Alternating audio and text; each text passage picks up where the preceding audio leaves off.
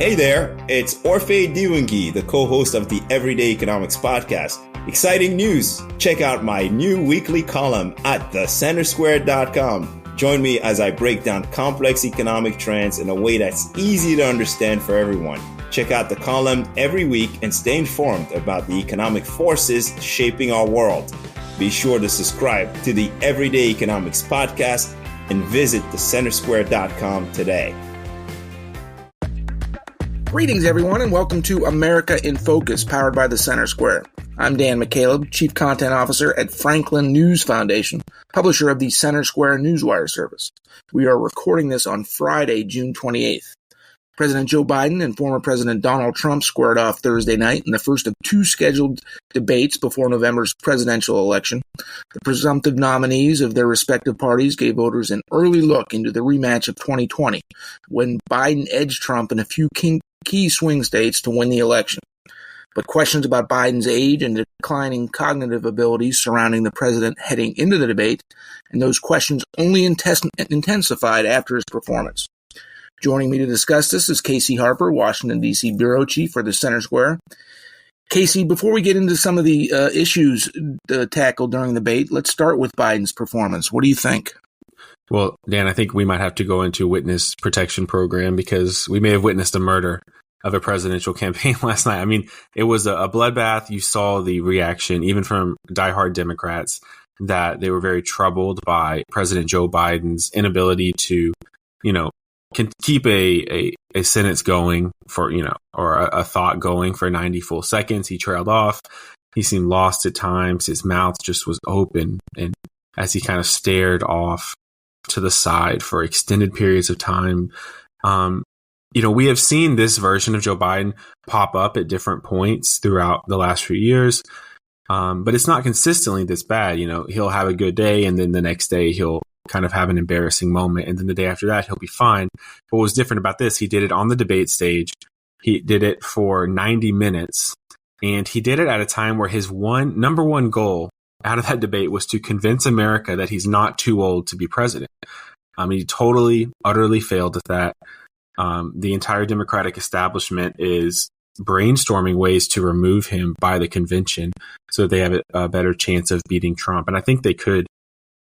It's funny. I joked about this being a murder, but I think that's actually not true. It wasn't really a murder. It was a suicide because Trump didn't perform so well that he just punished Biden and pushed him in the ground. Trump just kind of kept his mouth shut more so, which is, to his favor and his credit, as Biden just continued fumbling and stumbling over his words and ending his own campaign.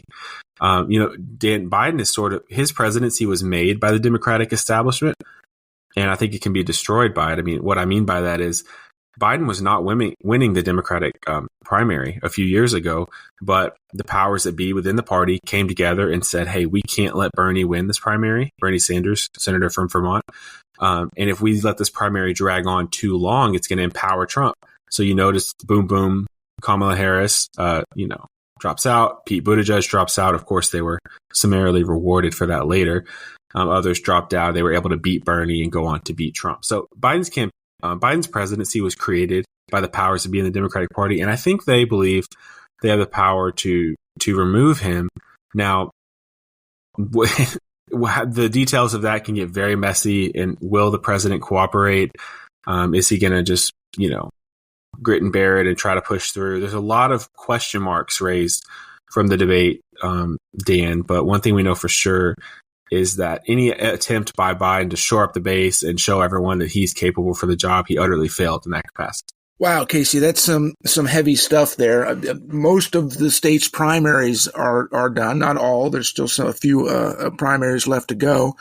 But every single state that's voted so far in the primary season, Biden's been the top vote getter by far. But you're saying heading into the Democratic National Convention in Chicago in August, the heads of the party could theoretically replace him. Oh, sure. I mean, the first question is, will Biden cooperate? If Biden cooperates, it's very easy to replace him. I mean, if he gets out of the way, he can endorse the next one, and then that's that, right?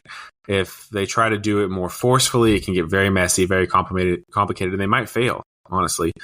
And so, I think There's also a Quinnipiac poll that came out the day before the debate that showed Trump leading by 4 points, which is beyond the margin of error, generally assumed. And so you see Trump, even despite his conviction a few weeks ago, pulling away. You saw Biden's performance. It's at the point now where the only thing that could save Biden's campaign is Trump going to jail, which is a real thing, not a conspiracy or conjecture at all. So we have a candidate whose own party has lost faith in his mental ability, and we have facing a candidate who is scheduled for jail later this year. So happy 2024, Dan. Casey, as the producer of this show likes to call me the seasoned journalist, I've been through a number of presidential campaigns in my journalism career. This is just, I've never seen anything even come close to comparing to this. The sitting president and the presumptive Democratic nominee, huge questions about his age and his mental capacity. The other candidate, the former president, already convicted felon, faces several different felony charges and 3 different indictments. And here we are, almost July of 2024, ahead of the November election, and there's uncertainty about the entire election process. What's next? Yeah, what's next is a lot of backroom meetings among Democrats, a lot of congratulating among Republicans. But I think, this could have been a kill shot too early for Republicans, because if Biden drops out now, it's very possible that Democrats could pull somebody else out of the wings who's much better than Biden and a much stronger candidate, and could beat Trump. And so it's kind of like, do you really want to fully take out Biden? Because wouldn't you rather face him in November? I think it's a good question. I don't want to give the illusion, though, that this is going to be easy or a sure thing replacing Biden. I still think it's, probably 50-50 that they're actually able to do that. But before last night, the idea of Democrats forcefully replacing Biden was just an idea, you might say, or it was something that maybe some conspiracy theorists would claim to have inside knowledge about. But now it went from that, what quote unquote conspiracy theorists, whether they really are or not.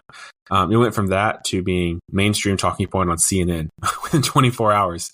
I mean, the way that CNN panel railed and tried to end Biden's campaign as soon as the debate was over, and they created this cascade effect in the media. Politico saying he's toast. Even New York Times is talking about how Biden, fumbled the ball. And so when you have the elite liberal media coming against an incumbent Democratic president, it gives credence to this idea that there's at least going to be some conversations, maybe an attempt to replace Biden, certainly an attempt to ask him to step down, to endorse someone else. I think Trump's going to keep steamrolling ahead and hope he gets lucky in the courts.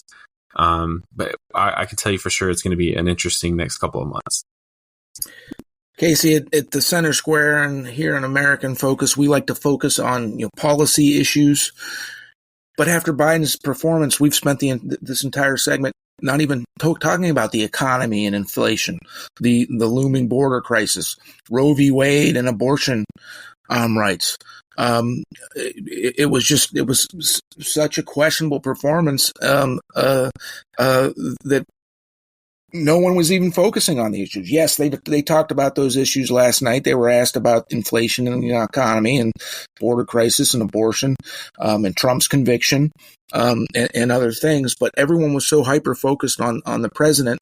It just seems like that discussion, that debate was pushed aside. Closing comments, Casey. Yeah, I mean, he made the mistake that Trump usually makes. Trump usually, instead of hitting the border, hitting the economy, he gets distracted and sidetracked and makes the story about himself. But actually, Biden made that mistake in this debate. Instead of talking about abortion, which is the issue he needed to hammer, he needed to win on, the debate's about Biden and his mental fitness. That's what the debate was about. And he lost on that count. He made the mistake Trump usually did. Trump was disciplined this time around. And we're walking in the fallout of it right now. Thank you for joining us today, Casey. Listeners can keep up with the presidential election and more at thecentersquare.com. Hey there, it's Orphe Diwangi, the co-host of the Everyday Economics podcast. Exciting news! Check out my new weekly column at thecentersquare.com. Join me as I break down complex economic trends in a way that's easy to understand for everyone. Check out the column every week and stay informed about the economic forces shaping our world. Be sure to subscribe to the Everyday Economics podcast and visit thecentersquare.com today.